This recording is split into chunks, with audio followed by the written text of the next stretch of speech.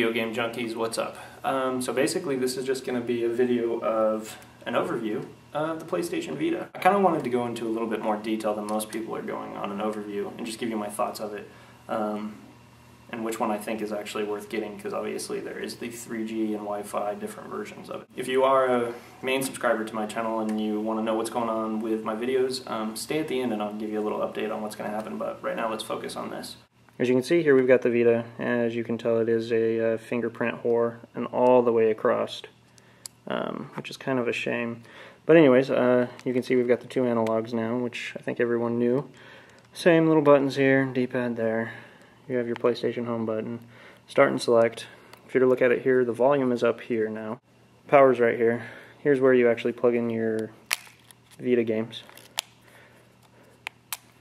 There is an accessory port there. I'm sure it'll be used for quite a few things in the future. Hopefully attachment for a better and longer battery. Not that I'm really complaining about the battery. It does last for at least 4 hours during gameplay, so that's not bad. Anyways, here's where the memory card is. As you can see, these things are freaking tiny as hell. Look at that. I've only got the 4 GB. This is what it came with.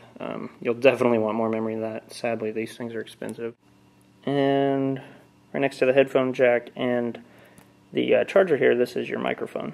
If you have the 3G one, the 3G model, this is actually just where your SIM card is. As you can see, they're all those kind of like, just like on the newer PSP 3000, they've got that, just that loose plastic holding it in there, which, it works. I like it, whatever. And here on the rear, you can see we have a rear-facing camera, and this is also the touchpad for the back. It's got some grips right there, which are actually pretty nice for your fingers when you're holding it.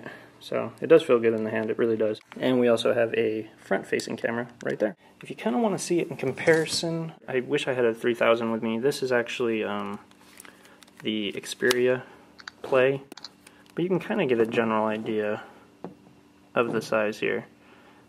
This is actually about the same size as a PSP Go. Let me use my manly cloth here, kind of clean this up.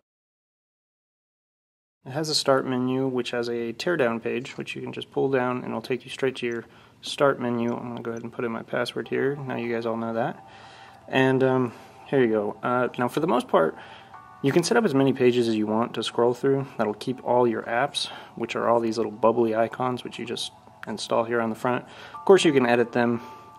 If you hold down, you can move everything around to different locations if you want to. You can also change the background, which of course I have obviously done. You can see up here in the top, it'll show you if you have the 3G network, the Bluetooth and the Wi-Fi is up there, and you've got your time and battery. This little blue bubble here is actually for notifications. 3 people are playing near me, whatever. We'll talk about that later. I'm just going to discuss a few of the apps that it comes with so you get an idea. The Vita does support trophies. Awesome. So of course you can sync it with your network account and keep track of your Vita trophies and obviously your PlayStation 3 ones and compare them to friends, which is actually really awesome. I really like this feature. So that's one of them there. Down here you can see the PlayStation Store, so I mean it's just like you would expect it to be. You can go on here, download movies, PlayStation games. You can actually, there's a huge PlayStation portable library, which is a nice feature. It's a shame because obviously you can't put UMD discs into this. It's just like the PlayStation Store on your PlayStation 3. Of course you can access your friends. We're going to skip near for a minute. Nothing special here. Music, videos, I mean that's obvious stuff. Your content manager, your settings, web browser, very basic right now, so there you go. The AT&T network plan, we'll talk about that in a minute. You've got Google Maps, group messaging, party, I mean obviously it is what it is. Party, you can meet up with a group of people and go online and play games. Very easy stuff. Then of course you've got photos, you can use the front and rear facing cameras. Let's go back up here. Near, if you're a 3DS owner, it's basically Street Pass. I probably won't be able to show too much of it. I don't really live around people, but basically you can go in here, like it'll update telling people where you are, and you can see who's around you, if anyone's around you and what games they're playing. And here you can go in and rate each individual game, so I can rate Welcome Park by clicking some emoticons and saying what I thought of it. Kind of weird that there's not any that say super boring, but, you know, it's cool. rewarding. I don't know. It's really nothing special. But anyways, so when other people come across, they can see how I've rated games and get an idea. But here, obviously, you can just kind of go in and take a look at what other people have done. I really don't have anyone near me. It's really kind of like a social network. And then, of course, like I said, you can see who's near you and what games they're playing. So if they're nearby, you can run over to them and say, hey, you're playing all these games, and I'm really creepy, and I'm a stalker. So that's something. And of course, it's used in games, too, much like Street Pass. So you can get rewards or unlock maybe certain things for different games. This is Remote Play. I'm really disappointed with Vita because the way they advertised Remote Play, it was a big deal. Right now, there's only so many games that you can play on Remote Play anyways via the PlayStation 3. It probably won't let me connect because of the network that I'm connected to at work. Basically, you can only really navigate your PlayStation 3 menu just like you could on the PSP anyways. I'm hoping that we're going to see an update to that. Of course, there is ways to get around that. I'm not going to do that or show you. I think if you register your Vita on the PlayStation 3 as a mobile device, you can play the games. And it actually seems to stream very, very well. And, of course, you don't have, well, it's kind of dark in here, but you don't have extra triggers. You actually use the back touchscreen for the R2 and L2. And, of course, you can rearrange the controls. So, actually, I mean, it'll work well, but surprisingly enough, PlayStation hasn't done anything with an update yet so we can get more games.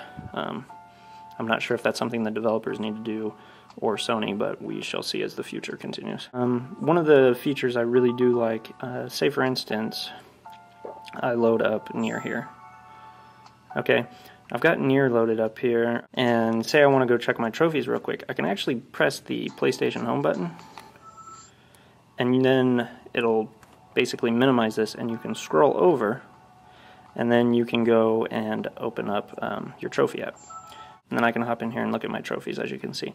Now, if I wanted to, again, I can hit home, and I can, load up something else. Let's just click Welcome Park, whatever. As you can see at the top, those are the icons, and that tells me all the apps that I have running. You can actually have up to 5 apps running. So I can go back over here, and I can jump right back into Nier if I wanted to. I guess where this really shines is if you're messaging a friend while you're playing a game. You know, you can obviously hit home, scroll over to message, send them a message, and then scroll back and jump right back into your game. If you hit home again twice, it'll show you what apps you have open, and of course you can see the windows here that you can load up, but you've got Nier trophies, so then we can just hit home. If you are done using an app entirely, this is actually kind of like a tablet, but you just grab it up here at the right and just throw it away. That's actually a nice little feature I like. And then of course notifications will just update you on, if you downloaded a new game or if somebody's near you. I'm going to go ahead and show you just kind of a little bit of Uncharted here so you can get an idea this is capable of doing, because it's actually very impressive. Shots were fired by the river. It was nothing. I'm telling you, it was Drake. You tell your men. I'm kind of wobbling here because I have to hold it, but anyways, it runs really, really good, and it just looks amazing. Gotta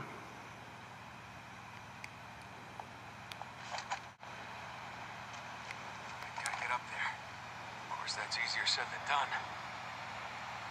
Of course, graphically, it looks really good, like I was saying, so I'll have to talk about that type of stuff in reviews, but just to give you an idea of what the Vita looks like graphically with certain games.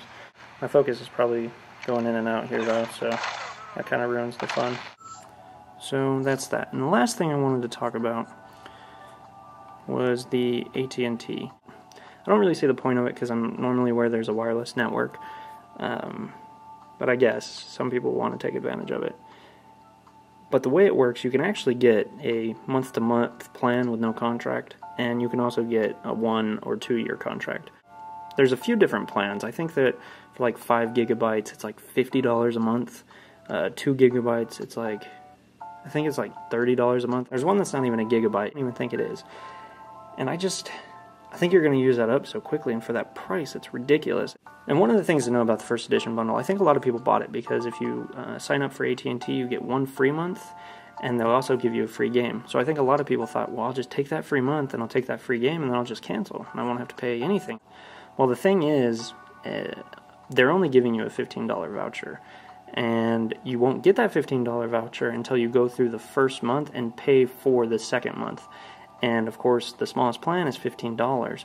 So really, it's not even worth that if you don't plan on getting the 3G network. So really, you just better off to go download the $15 game yourself. So to me, I don't think it's really worth it, but I mean, I definitely snagged it, so in case things change in the future, I'll be able to use it. So that's that. Oh, also I didn't show you the cartridges. But yeah, that's the game. So you can count on probably losing that a few times. If you're worried about that, you can also download any game off the PlayStation Store, and you can actually get anywhere from $5 to $10 off if you download it digitally, any games. So that's actually kind of a nice plus if you're willing to spend the extra money on the memory card. I guess it kind of pays for itself in that sense. I think a lot more apps and things like that will be released when the game actually launches on February 22nd. Maybe I can talk about those things in more detail as that time comes, you know, such as the individual apps for like Skype and Facebook, Netflix. I don't feel like I really covered everything, because obviously there's a lot to show you, but that way you can get a general idea and my thoughts on it. I really enjoy it and I'm really impressed. I don't think the 3G is worth it right now. If you decide that you think you maybe want the 3G and you can't really decide if it's worth it, if you have the money for it, do it. I mean, it's only an extra $50. And if you buy the Wi-Fi version and then you change your mind, you have to buy a whole new Vita. You can't just buy a SIM card because that slot is only on the 3G Vitas. So that's something nice to know. But anyways, if you have any questions about it, again, just tell me down below and I'll be as honest as I can with you and try to help you through it, because there's probably some things that I didn't cover that you might be curious about, and maybe someone's not answering you about it and you want to know. And if you guys are my main subscribers and you're kind of curious what's happening, I probably won't, I mean, I'll probably make a few reviews, but I'm really focused on a Resident Evil thing, and maybe I'll make a longer update explaining some of the things I'm going through, but I want to review every game in the franchise. I want to review things that a lot of people don't know about, like maybe the novels, maybe the comic books, and kind of give you guys an idea of what those look like, or, you know, whatever. I'm still working on stuff. School's kicking my ass, and I'm trying to balance everything out, and school will always come first, as much as I love you guys. Thanks for subscribing, and hopefully I was as helpful as I intended to be, which I don't feel like I was. But anyways, thank you very much, and goodbye. I almost fell. Shit. Okay. Turning off the camera. Goodbye. Pink fuzzy ball of death. Trevor Clark has had his say to help you find good games to play. Game reviews, tattoos, and news. Poning noobs you'll never lose with Trevor Clark. This is my town.